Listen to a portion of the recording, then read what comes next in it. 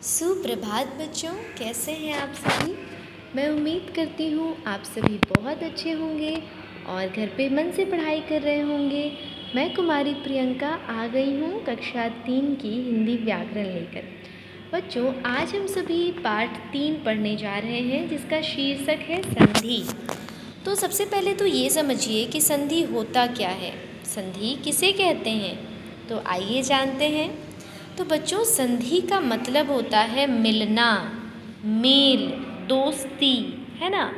संधि का मतलब होता है मिलना, यानी जब दो वर्ण आपस में मिलते हैं, जब दो वर्ण आपस में मिलते हैं तो जो विकार उत्पन्न होता है, विकार का मतलब होता है जो नया शब्द बन जाता है, जो बदलाव उत्पन्न होता है। ठीक है, अब जैसे देखो, गण प्लस ईश, ये दोनों आपस में मिले, ठीक है, और इनके मिलने से क्या बन गया, गणेश, बिल्कुल नया शब्द बन गया, है ना। तो उसी प्रकार से संधि क्या हो गया, तो दो वर्णों के मिलने से जो विकार उत्पन्न होता है, जो बदलाव उत्पन्न होता है, उसे हम संधि कहते हैं। अब जैसे एक और उदाहरण देखो, विद्या, हमने लिखा विद्या, ठीक है, प्लस आलय, आकार लो यो, यहाँ पे यो ठीक से लिखा नहीं रहा है, ठीक है, ये यो है, ध्यान रखना है यहाँ पे, ठीक है। विद्यालय, है ना। अब देखो, विद्यालय में लास्ट में क्या है, विद्या, आ, ठीक, और इसके स्टार्टिंग में भी क्या है, आ, यानी आ वर्ण, इस विद्या का कौन सा, लास्ट वाला आ, और आलय का कौन सा, पहला वाला, यानी आ प्लस आ, इन दोनों को मिला के एक नया वर्ड क्या बन जाता है, विद्यालय, यानी ये दोनों आ आपस में मिल जाते हैं और एक नया शब्द बन जाता है, विद्यालय। अब देखो, विद्या का मतलब होता है क्या, ज्ञान होता है ना। आलय का मतलब होता है घर, आलय का मतलब होता है निवास स्थान या फिर घर, तो दोनों अलग अलग शब्द है, लेकिन जब दोनों शब्द आपस में मिला तो एक नया शब्द बन गया, विद्यालय, यानी ज्ञान का घर, ज्ञान का निवास स्थान।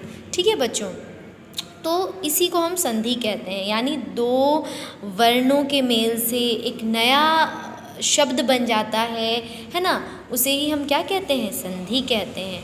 अब किसी ने पूछा आपसे कि चलो ठीक है, संधि तो आपने बता दिया, अब ये बताओ संधि कितने प्रकार का है ना। तो बच्चों, संधि के 3 भेद हैं, यानी संधि 3 प्रकार के हैं, ठीक है। कौन कौन, स्वर संधि, व्यंजन संधि, तीसरा विसर्ग संधि, ठीक है। संधि 3 प्रकार के होते हैं, स्वर संधि, व्यंजन संधि और विसर्ग संधि, ठीक है।